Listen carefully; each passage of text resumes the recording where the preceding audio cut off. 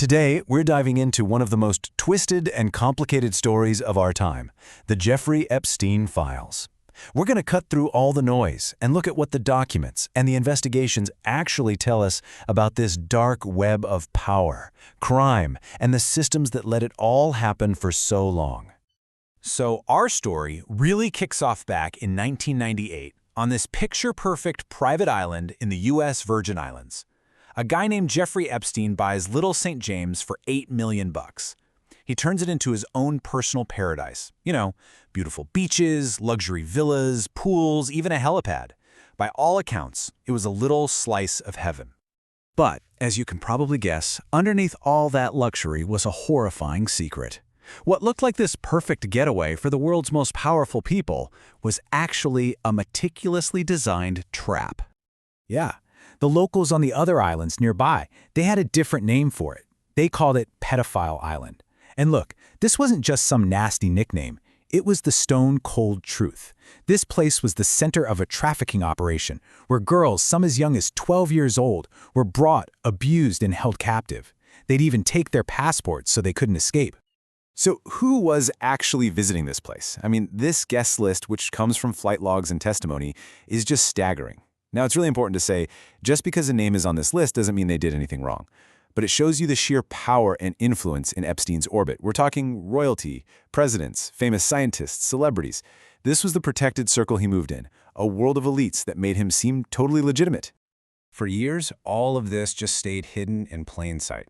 But then, in March of 2005, a single complaint from a 14-year-old girl to the police in Florida, well, that's what started to pull the curtain back on what wasn't just a few crimes, but a full-blown criminal enterprise.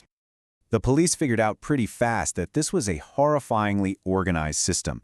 Epstein had basically created a pyramid scheme of abuse. He would pay his victims to go out and recruit their friends and their classmates, turning these girls into unwilling accomplices and creating this ever-growing network of vulnerable underage victims. And the scale of it was just staggering. In just a few months after that very first complaint, the Palm Beach police had already found 35 victims, and every girl they talked to led them to 2 more. It was a chain of abuse that just seemed endless. This quote from one of the victims, wow. It is absolutely chilling, and it gets right to the heart of Epstein's whole method. See, he and his people didn't just find vulnerable girls, they weaponized that vulnerability. They preyed on kids from tough backgrounds, dangling this false promise of a better life. It's a method that left behind a trail of lifelong trauma, a human cost you just can't measure. Okay, so you've got dozens of victims and a 53-page FBI report. The case against Epstein should have been a slam dunk, right? Well, this is where the story takes a really dark turn, and it shows you how justice can get completely derailed when powerful people are involved. Just look at the difference here. On the left, you've got everything you need for an ironclad federal case, international sex trafficking. On the right, you have what actually happened, a secret deal, cooked up by a federal attorney named Alexander Acosta, that just swept it all under the rug. This deal not only dropped the charges to almost nothing, it gave total immunity to Epstein and anyone else involved, and they hid the whole thing from the victims themselves. And what was his so-called punishment? An 18-month sentence in a private wing of a county jail. He got work release so he could go to his fancy office for 12 hours a day, 6 days a week. He was basically just sleeping in jail. And then he got out 5 months early. It's just a perfect example of how the justice system was completely bent to help him out. And for almost 10 years, that was it. The bad guy walked free. The story really could have just ended right there, you know?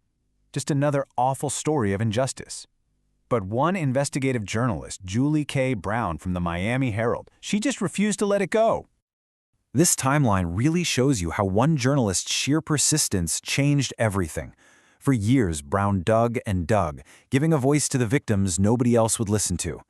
Then, in 2018, her explosive series Perversion of Justice laid it all bare. The crimes, the cover-up, everything. The public was so outraged that federal prosecutors in New York had no choice but to act, and that's what led to Epstein's rearrest in 2019. But just when it seemed like accountability was finally coming, the story took its most dramatic, most politically charged turn yet. Epstein's death didn't end the story. It just lit a firestorm of conspiracy and turned all of his secrets into a political weapon. On August 10, 2019, while he was waiting for his trial, Jeffrey Epstein was found dead in his cell. The official story was suicide, but that explanation didn't satisfy almost anyone. It fueled all these conspiracy theories, and a lot of them were amplified by big names like Donald Trump, who suggested powerful people, even Bill Clinton, were involved. The whole case just became a political football. You see this pattern where before an election, a politician might promise to release all the files, to tap into all that public anger. But after the election, the story can totally change. For instance, Donald Trump, after using the issue, later just dismissed it. It fueled a lot of suspicion and really shows how this case has been used for political points by all sides. And that suspicion didn't just come out of nowhere, given the documented connections.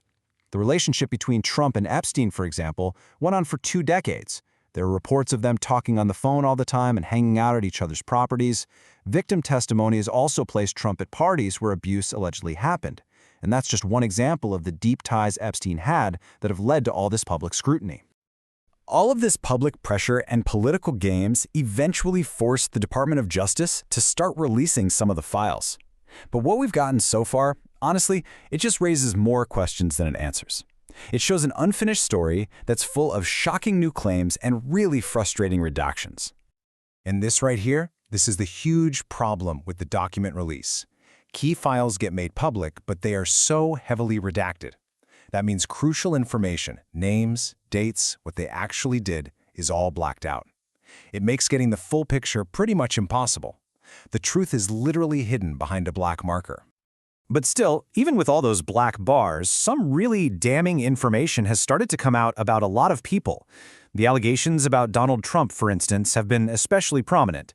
Documents show he flew on Epstein's plane multiple times, and other files have allegations from an email and an FBI record suggesting he knew about the abuse, all claims he has denied. And these are just some of the things that have come out from the partial release. So here's the most important point. What we've all seen so far is just the tip of the iceberg. There are over 1 million documents related to the Epstein's investigation that have still not been released to the public. The full size of this criminal network is still hidden from all of us. Which, of course, leaves us with the final, haunting question. As more of these files are slowly unsealed, who else's name is going to pop up? How many more powerful presidents, prime ministers, and billionaires are named in Epstein's little black book? The story is so far from over, and you have to think. The biggest secrets are probably still yet to come.